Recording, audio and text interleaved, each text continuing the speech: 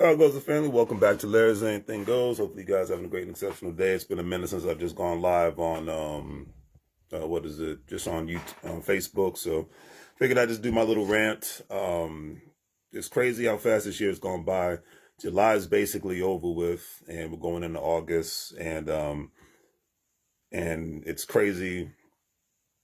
The main things about 2024, it's been beating down a lot of people, but then it's been uplifting a lot of people all at the same time. It's been a lot of people have been showing their true colors, and then a lot of people are still being as fake as can be. I always say I like the devil. It's the devil that I know is the one that I trust the most instead of the devil that I don't know. Always, that's my whole thing. Is it's like be who you are, be true to who you are, and don't be phony.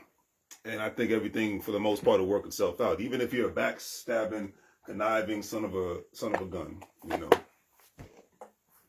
be true to who you are and be about your business and be intentional with who you are. Because those are the ones that I always respect at the end of the day. The ones who want to act like they're something that they're not. The ones that want to the ones that want to betray.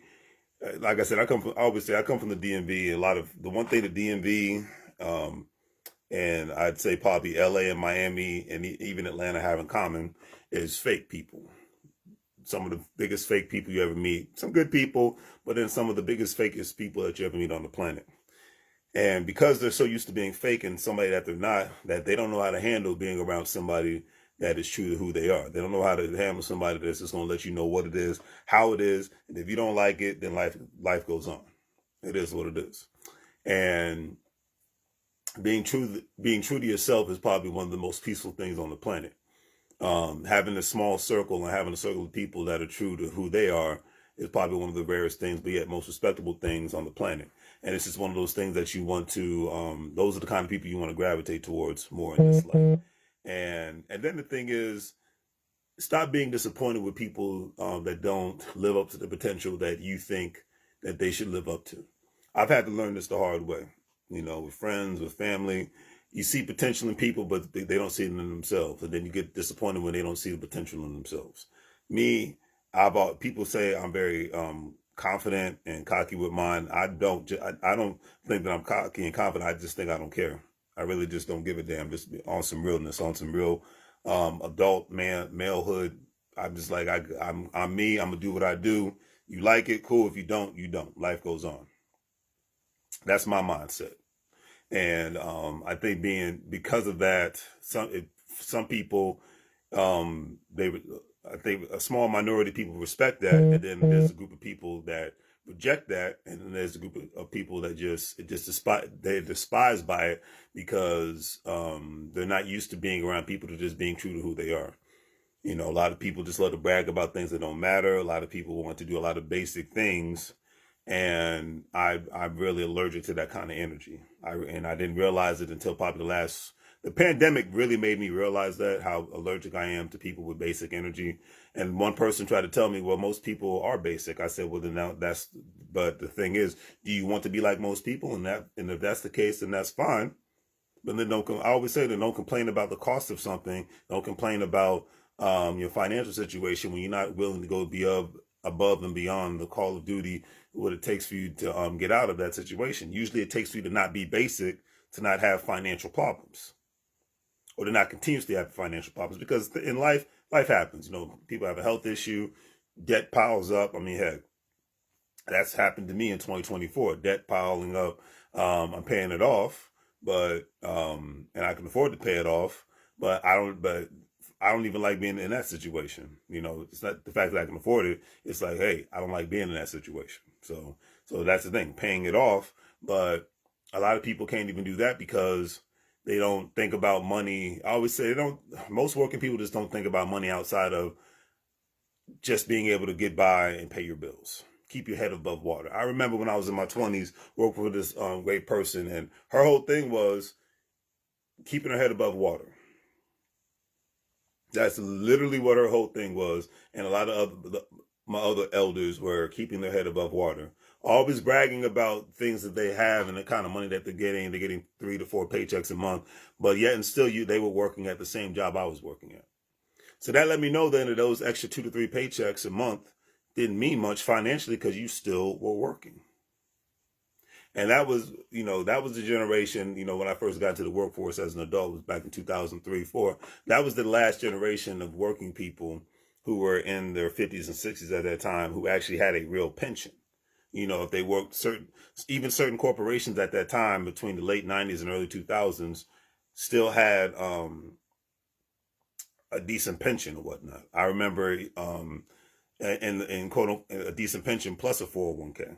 I remember working as a security officer at Boeing, and Boeing's a big missile defense contractor and aviation company. Excuse me.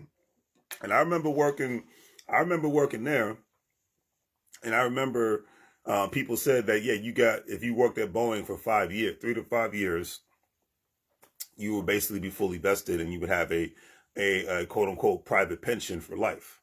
Now, how true that was, I don't know, because I never verified that information. But I will say that I remember a good chunk of people were like, yeah, I did my time. I'm just going to go start a company on my own. I'm going to use the information that I got here. I'm going to start a company on my own. Excuse me. I'm going to use start a company on my own, and then just go from there. And to be in my early 20s at that time, it actually scared me even thinking of having my own company, doing my own thing. Why? All of a sudden, the moment I go live, I have to start coughing. The moment I'm off camera, I'm straight. But anyways, yeah, like the moment that mindset got put into me, it didn't stick to me there, and it scared the heck out of me. But bear in mind, I was 23, 24 years old, still a little hot-headed. As they say, I was kind of wet behind the ears. So, I was still learning life as life was going on. But then I remember there was this older brother he was a driver / mailman for the company at the time. And I remember that he owned real estate throughout the South. And I didn't understand that concept at the time, but I remember getting my second good government contractor job. Well, I'll just say private industry. I'm from the DMV. Half the people work for government agencies and corporations that are considered government contractors. So, but anyways, I remember talking to the brother, and he just said this. He was like, okay, you have this good paying job. You have these great benefits. But he said, what is this going to do for you in the future? Or is this just going to help you maintain who you are right now? Just help you buy an extra couple of things to help stimulate other people's economy, but not help stimulate your economy. I'm 23, 24 years old at the time. I'm baffled by that situation. Didn't realize how deep the information he was giving me, but it was some real good, deep game. And I said, well, what do you mean by that? He's like, I live in I share a house. I rent a room out. I can afford to buy a house, but I rent a room out so I can save my money. I don't have a car, so I can save my money. I take public transportation. It costs less money. I got to worry about paying taxes, no maintenance and things of that nature. Sometimes I ride my bicycle to work. Sometimes I walk to work. I was like, okay, so he's saving a lot of money. And he said that he owned 10 properties from the state of Florida, Georgia, and the Carolinas. Okay. And he was like, and his goal was to get enough capital in order for him to buy an apartment complex so that he could retire on his terms, not on the corporation's terms, not on the government's terms. And even if somebody does retire on the government's terms or the corporation's terms, nothing wrong with that. But the beautiful thing is about the United States of America, when you have options, you're able to just do different things. And that's my mindset. And people hate me using that word options, but options is what's key, because when you have options, that means you aren't trapped. Some people live in a certain amount of prisons. They could be in a relationship prison. They could be in a financial prison. They could be in a health prison because they can't get out. Bad relationship, bad marriage, but they can't afford to live on their own, or they're scared to be on their own. Job pays good, but they hate their job. They hate the community that they live in, but they have to stay there. They're stuck there because they can't afford to leave, or they're scared to leave. Fear is special, and fear lives in everybody. Comfort zone is a death sentence, regardless of what situation you may be in. Once you get comfortable, that's when you steadily, in a sense, start dying a little bit. You have to get out and do different things in this life in order to keep you mentally and physically competitive in this life. And I'll leave it at that. But at the end of the day, that resonated with me. And that's why I started, years later, it was like 7 years later, that's when I wanted to start buying real estate. My mindset is to be rich is to wake up in a place, in a community that you love being in, whether it's a job, whether it's a company that you own, to have a great significant other, to make sure you have a healthy family, and to live a lifestyle that you don't have to take a vacation from. And if you follow me, I'm always traveling. I'm always on the go because I live in an area that I don't particularly care to be in. I'm around people I don't particularly care to be around. But to have a lifestyle that you don't, because going on a trip costs money. I don't care if you're driving, you're flying, whatever. It costs money. So imagine the amount of money one would save if they're just traveling just to have some change, but they're not traveling to escape. Then I think you would travel less because you're like, hey, I walk outside, I wake up every day, I'm happy, I'm ready, I'm ready to go. I got my mental caffeine in me, and I'm ready to get it going. I'm not playing around. But most people, there's a saying from this song, I've said it 1,000 times, it's a song called Crazy from Tupac back in the day, from his last Machiavelli, first and really only Machiavelli album.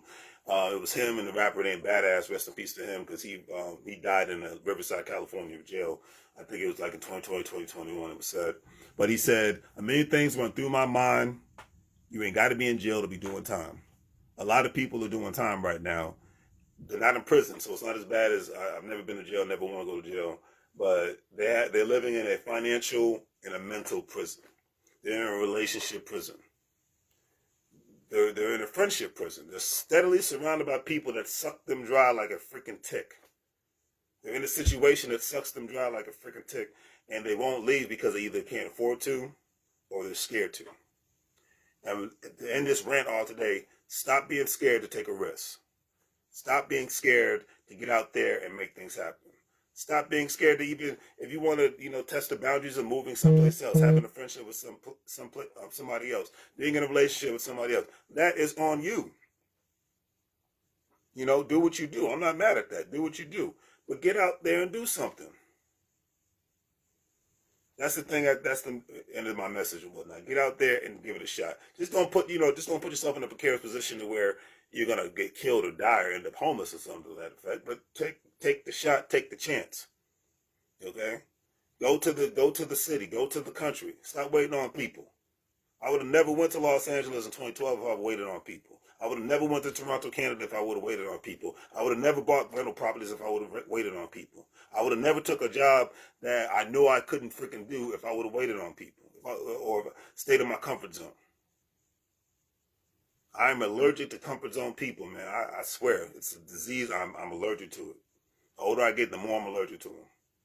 So that's that. That's my little rant for Saturday. Have a great day. Do the great 3 free things. Like, share, and subscribe.